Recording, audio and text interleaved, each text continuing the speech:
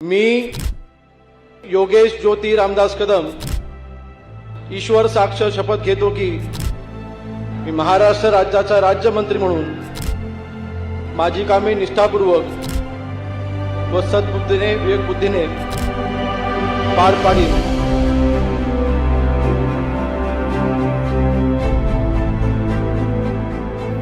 80% समाजकारण आणि 20% राजकारण हा शिवसेना प्रमुख बाळासाहेब ठाकरे यांचा मूलमंत्र तंतोतंत जपत समाजकारणात आणि राजकारणात काम करणारे शिवसेनेचे युवा नेतृत्व म्हणजेच योगेश ज्योती रामदास कदम हे होय। बाळासाहेब ठाकरे यांच्या विचाराने पुढे जात असलेले योगेश दादा कदम हे शिवसेनेचे युवा नेतृत्व राजकारणापेक्षा समाजकारणात जास्त रमतात। वडील रामदासभाई कदम यांच्याकडून राजकारणाचे धडे गिरवले आणि योगेश दादा कदम यांनी राजकारणात मोठी झेप घेतली आहे।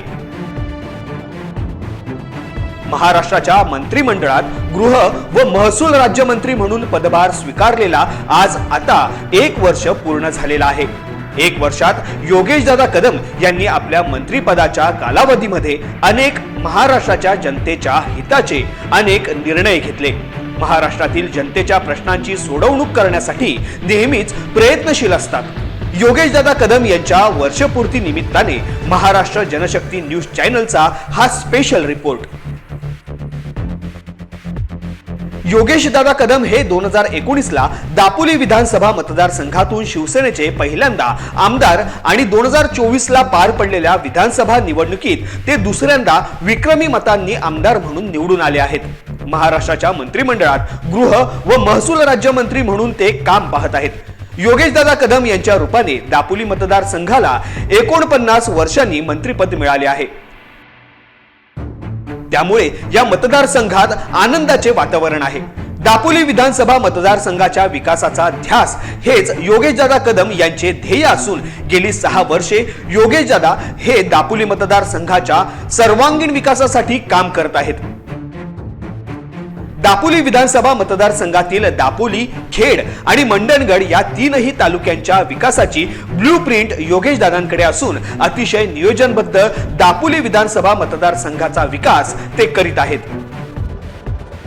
दापोली मतदारसंघाचे ते प्रतिनिधित्व करत असलेल्या दापोली तालुका हा पर्यटन दृष्ट्या खूप महत्त्वाचा तालुका आहे। दापोली शहर, हर्णे बंदर, आंजर्ले, दाभोळ, चिखलगाव अशी महत्त्वाची पर्यटन स्थळे दापोली मतदारसंघात येतात। कोकण कृषी विद्यापीठ दापोली शहरातच आहे।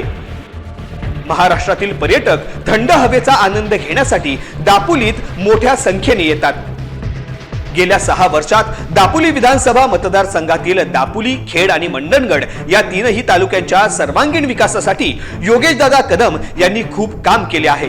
आता राज्यमंत्री म्हणून काम करीत असल्यामुळे दापोलीचा विकास आणखी जोमाने सुरू आहे। योगेश दादा कदम हे शिवसैनिकांचे प्रेरणास्थान आणि युवकांचे आधारस्थान आहेत। त्यांना पुढील वाटचालीस महाराष्ट्र जनशक्ती न्यूज चॅनल तर्फे खूप साऱ्या शुभेच्छा।